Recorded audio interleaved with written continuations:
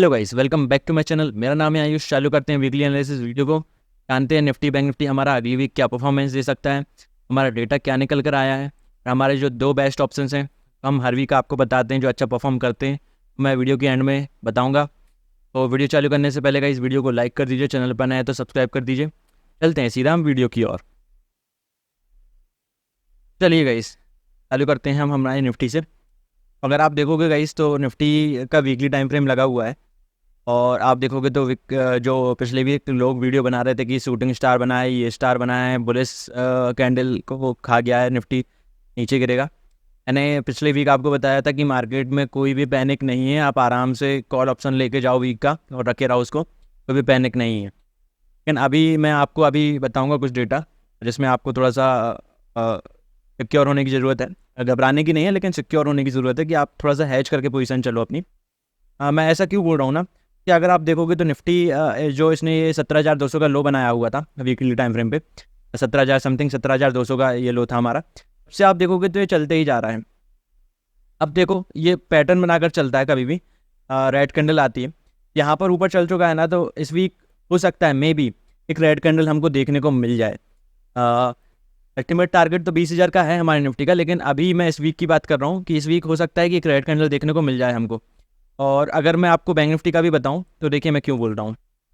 अगर आप देखोगे तो बैंक निफ्टी ऑलरेडी दो रेड कैंडल क्लोज कर चुका है रेड में। और आप देखोगे तो बैंक निफ्टी में जरूर शूटिंग स्टार बना है और इसके नीचे क्लोजिंग देना चालू कर दी है। तो हो सकता है थोड़ा सा रिट्रेसमेंट बैंक निफ्टी में भी आए हमारे, फिर ऊपर जाए। और मैं एक और आपको इंडेक्सेस बताता हूँ कि इंडेक्स हमारे कितने भाग चुके हैं। आप जैसे स्मॉल कैप देखिए, नीचे से भागना चालू है, ये वीकली टाइम फ्रेम लगी हुई है। मिड कैप देखिए आप, मिड कैप में तो ऐसे रैली आई कि मतलब बहुत अच्छे भागी ये स्टॉक्स। आप मिड कैप के देखोगे तो आप कहीं ना कहीं देखो कि सब में रिट्रेसमेंट की एक ज़रूरत है। ये सीधा सीधा नहीं भागता, ये as a parabolic move count होगी। या अगर ऐसे सीधा सीधा जाएगा तो सर्टेन फॉल में भी ये नीचे आ जाएगा। इसको रिट्रेसमेंट होकर ऊपर जाना पड़ेगा तो अच्छा मूव हमें मिल सकता है। अगर आप देखोगे तो कई जो सेक्टर हैं जो अंडर परफॉर्म किए हैं, फॉर एग्जांपल आईटी देख लो आप। आईटी फ्राइडे के दिन हमारा अच्छा परफॉर्म किया था। एक रेड कैंडल बनी थी, 4.5% अकेले आईटी ने पूरे मार्केट को संभाला हुआ था। 1300% की तेज़ी इसमें थी। तो आईटी देखिए अंडर परफॉर्म है। और मैं जैसे आपको बताऊं तो एनर्जी सेक्टर देख लीजिए आप। एनर्जी सेक्टर देखिए, ये कुछ सेक्टर हैं जो अंडर परफॉर्मेंस में हैं अभी। बाकी और जो सेक्टर देखोगे आप, CNX 500 देखिए, CNX 200 देखिए, तो सारे तेज़ी में हैं। इनको थोड़ा सा रिट्रेसमेंट होने की ज़रूरत है। अब आप इसी से पता लगाइए कि देखिए बैंक निफ्टी वेटेज रखता है बैंक निफ्टी में, हमारे निफ्टी 50 में वेटेज है बैंक निफ्टी की। और वहीं निफ्टी में देखिए आप, तो निफ्टी में हमारा कोई ना कोई सेक्टर ले जा रहा है निफ्टी को ऊपर।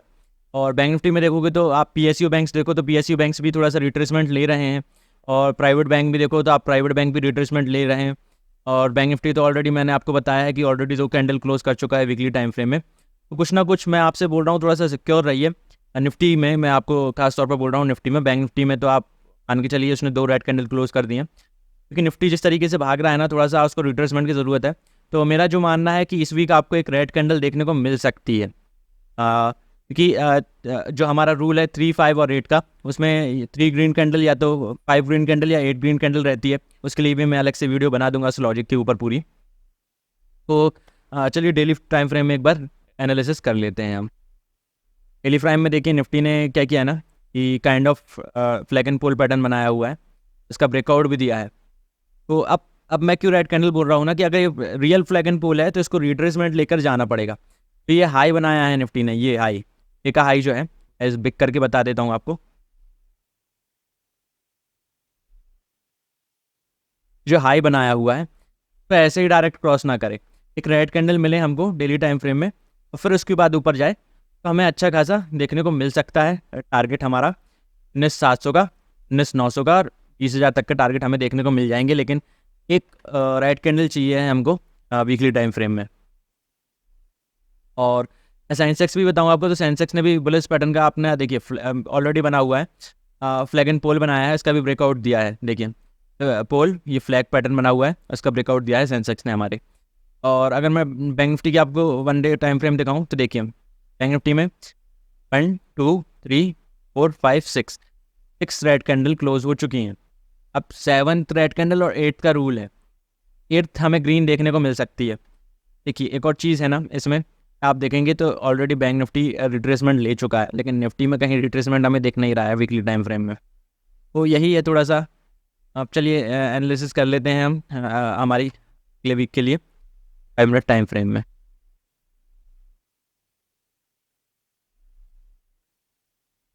देखिए निफ्टी हमारा जो डाउन जोन्स है वो गैप अप ओपनिंग की तरफ इशारा कर रहा है हमको, लेकिन गैप अप ओपनिंग के बाद आप सीधे मत घुसिएगा कि ऊपर की साइड आप कहीं से भी गिर सकते हैं, लेकिन एक राउंड लेवल हम लेकर चलते हैं। फॉर एग्जांपल ऊपर के लिए हमारा जैसा 19,700 है तो एज अ रेजिस्टेंस एक्ट करेगा, 19,650 है एज अ रेजिस्टेंस एक्ट करेगा। इनफैक्ट 19,600 जो है ये अगर इसके आसपास खुलता है तो ये भी एज अ रेजिस्टेंस एक्ट करेगा। तो ये हमारे ऊपर साइड के लिए रेजिस्टेंस एक्ट करेंगे। अब नीचे साइड की मैं बात कर लूँ तो देखिए ये जो मूव आया था ये हमारा असेंडिंग ट्राइंगल पैटर्न का ब्रेकआउट देखिए अच्छा खासा मूव आया था 3 बजे के बाद फ्राइडे में। तो इसमें हमें क्या करना है ना, आप देखिए सीधा मत घुसिएगा।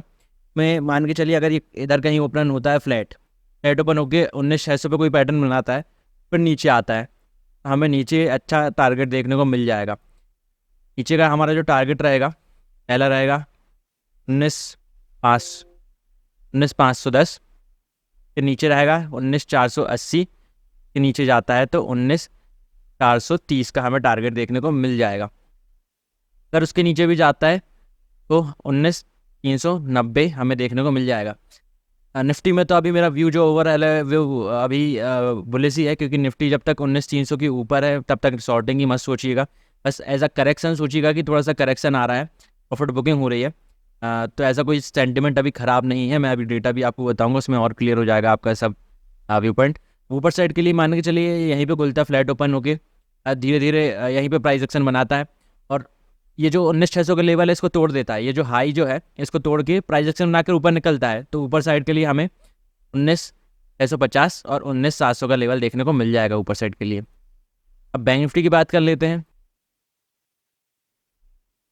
देखिए बैंक निफ्टी आप देखोगे तो आप इसने अपने प्रीवियस जो फ्राइडे का हाई था उसको भी क्रॉस नहीं किया था, उसी के नीचे क्लोज हो गया था ये। तो कहीं ना कहीं मैं आपको बताऊं बैंक निफ्टी थोड़ा सा वीक है। जो 45,000 वाला कॉल राइटर है बहुत कन्विक्शन से बैठा हुआ है और इसको कन्विक्शन है कि अभी तो ये इस वीक अगर अच्छा खासा निकलता है ब्रेकआउट देता है इसके ऊपर 1-2 घंटे रुकता है 45,000 के ऊपर और फिर ब्रेकआउट देता है, तो हमें अच्छा खासा शॉर्ट कवरिंग देखने को मिल जाएगा मूव, जो कि हमें 45,500 तक के लेवल की तरफ ले जा सकता है। देखिए अब मान के चलिए फ्लैट खुलता है हमारा बैंक निफ्टी और मैंने जो आपको बताया फ्लैट खुल के 44,920 और 45,000 ये as a selling zone react करेगी। आप देखेंगे ना जब भी इधर इसके आसपास आता है सेलिंग आती है, जब भी आसपास आता है सेलिंग आती है। तो आपको यहाँ पर वेट करना पड़ेगा जब तक 45,50 का लेवल तोड़ नहीं देता है। ये 45,50 वाला जो लेवल है ये तोड़ नहीं देता है। इसके ऊपर अगर मान के चलिए 45,50 के ऊपर ये घूमता है 1-2 घंटे घूमता है फिर ब्रेकआउट देता है, तो हमें सीधा सीधा ऊपर का टारगेट देखने को मिल जाएगा 45,250 और उसके ऊपर 45,450 का लेवल हमें देखने को मिल जाएगा। ऊपर की साइड बड़े टारगेट खुल जाएंगे हमारे। नीचे साइड की बात करूं मान के चलिए खुलता है मार्केट, फ्लैट ओपनिंग होती है, फ्लैट ओपनिंग होगी यहीं पे जो मैं जोन बता रहा हूँ आपको, इधर पे कोई पैटर्न बनाता है एम पैटर्न या ट्रिपल टॉप बनाता है, कुछ भी बनाता है और फिर नीचे आता है। नीचे साइड के जो टारगेट हैं हमारे हमें देखने को मिल जाएंगे। पहला है 44,720 के नीचे जाता है 44,600 और उसके नीचे जाता है 44,500 का लेवल हमें देखने को मिल जाएगा नीचे साइड में बैंक निफ्टी। ताकि अब मैं आपको जो डेटा में बात कर रहा हूँ उस डेटा को बता देता हूँ जिसमें आपको समझ में आएगा कि एफआई ने पोजीशन कहाँ पर बनाई है। देखिए तो फ्राइडे का डेटा क्या निकल कर आया था ना, तो हमारे एफआई ने कैश में बाइंग करी थी 2636 करोड़ की, और ये मैक्सिमम मैं आपको बता रहा हूँ आईटी सेक्टर में ही करी थी, क्योंकि आईटी सेक्टर बहुत बुलिश था और उनका फेवरेट सेक्टर एफआईआई का हमारे ये। तो ये जो बाइंग है इसमें मैक्सिमम जो है 4.5% आईटी सेक्टर भागा था, तो इसमें आईटी सेक्टर में बाइंग करी है उन्होंने कैश मार्केट में। और डीआई ने सेलिंग करी है 772 करोड़ की। और अब मैं आपको एफएनओ बताऊं तो आपको और क्लियर हो जाएगा, क्योंकि एफएनओ डेटा क्या निकल के आया था। एफआई ने इंडेक्स में बाइंग नहीं करी, आप देखोगे तो इंडेक्स में इतनी बाइंग नहीं करी है, 152 करोड़ की ओनली है। और इंडेक्स के ऑप्शंस जरूर बाय करके ले गए हैं 1140 करोड़ के। और अब देखिए आप जो स्टॉक ऑप्शंस हैं, स्टॉक फ्यूचर्स हैं, आप उनमें बाइंग देखिए, ऐसे बाइंग 3,180 करोड़ की। तो आप समझ रहे हो ये आईटी सेक्टर में ही बाइंग हुई है। आईटी सेक्टर में जो इतनी बड़ी ग्रीन कैंडल बनी हुई है डेली टाइम फ्रेम में 4.5% की ये ग्रीन कैंडल है, तो ये एफआई ने बाइंग करी है आईटी सेक्टर में ही। तो थोड़ा सा नज़र रखिएगा आप आईटी सेक्टर्स पर, चाहे टेक महिंद्रा हो, एम्फेसिस हो, टीसीएस हो, एलटीआई माइंट्री हो, इन पर सब पे नज़र रखिएगा आप। बाकी अब मैं आपको बता देता हूँ हमारे 2 बेस्ट ऑप्शंस अगले वीक के लिए जो परफॉर्म कर सकते हैं अच्छा। पहला रहेगा हमारा 19 पैसों का सीई।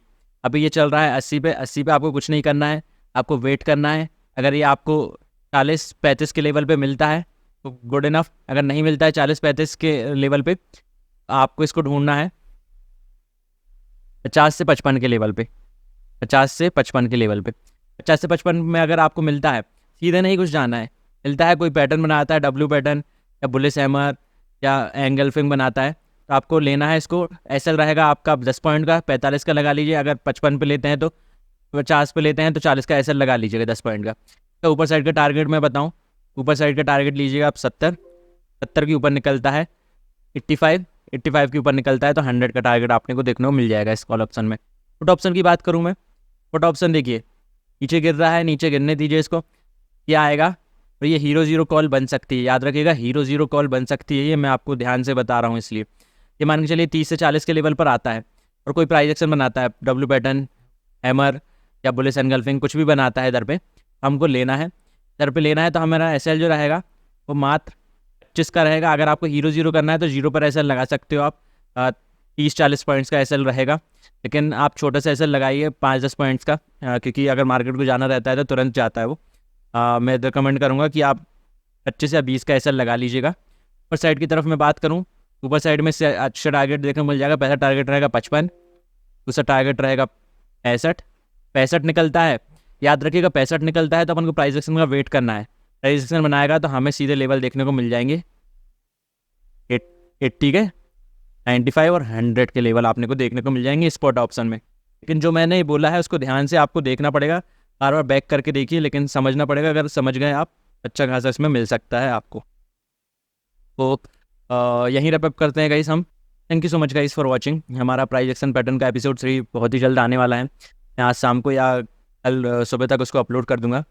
तो गाइस वीडियो को लाइक कर दीजिए और चैनल पर सब्सक्राइब कर दीजिए और बेल नोटिफिकेशन को दबाना मत भूलिएगा, क्योंकि मैं ऐसे ही अच्छा कंटेंट आपके लिए लाते रहता हूँ।